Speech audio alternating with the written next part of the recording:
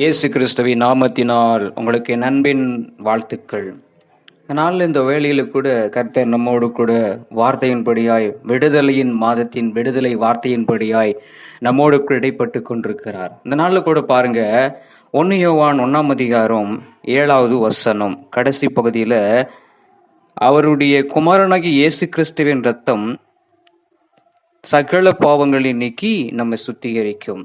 இந்த நாளில் பார்க்கும்போது எத்தனையோ ஜனங்கள் என்னென்னவோ செஞ்சுட்டு என்னென்னவோ பண்ணிட்டு இருக்கிறாங்க. இப்படித்தானே ஆட்டு ரத்தத்தை கொடுக்கறது, கோழி ரத்தம் கொடுக்கறது, மனுஷ ரத்தம் கூட நீங்க கொடுக்கறத பார்க்குறோம். அந்த மாதிரிலாம் இருக்குது. ஆனால் இருந்தாலும் அதெல்லாம் பாவத்தை நிவர்த்தி ஆக்கணும் பார்த்தா பாவத்தை நிவர்த்தி ஆக்காது.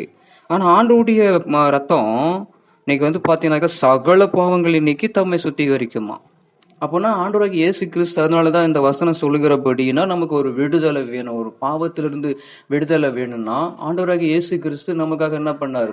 பரிசுத்த ரத்தமா சிந்தப்பட்ட அந்த பூமியில. அதனாலதான் அவருடைய ரத்தம் தான் என்ன பண்ண முடியும்? நம்முடைய சகல பாவங்களை நீக்கி நமக்கு ஒரு விடுதலை கொடுக்க முடியும். அது பாவத்திலிருந்து ஒரு விடுதலை கொடுக்கணும்னாக்கா அப்போ ஒரு பரிசுத்த ரத்தம் சிந்தப்படணும். ஆட்டு ரத்தமோ இல்லை கோழி ரத்தமோ இல்லை மனுஷ ரத்தமோ இல்லை எந்த ரத்தமோ நமக்கு என்ன பண்ணது? நம்மளை பரிசுத்தப்படுத்த முடியாது. அதனாலதான் ஆண்டவராகிய இயேசு கிறிஸ்து இந்த பூமியில மனிதனாய் நமக்காக பாடுபட்டு நொறுக்கப்பட்டு தன்னையே அவர் என்ன பண்ணாரு? அடிக்க ஒப்பு கொடுத்தார். தன்னுடைய அவர் ரத்தத்தால என்ன பண்ணார்? எல்லாரையும் கழுவி சுத்திகரித்தார். ஏன்னா ரத்தம் என்பது ஒரு உயிர்.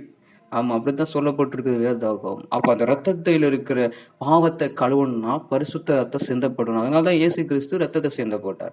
அப்படியே நமக்கு ஒரு விடுதலையும் கொடுத்து இருக்கிறார். அதனால கர்த்தராகிய ஆண்டவருடைய ரத்தம் சகல பாவங்களையும் நம்மளை பரிசுத்தப்படுத்தி நம்மளை சுத்தமாய் வைக்கிறதுனால கர்த்தருடைய ரத்தத்தை நம்ம எடுத்து நம்ம ஜெயம் எடுப்போம். கர்த்தர் தாமே இந்த வார்த்தையை ஆசீர்வதிப்பார்.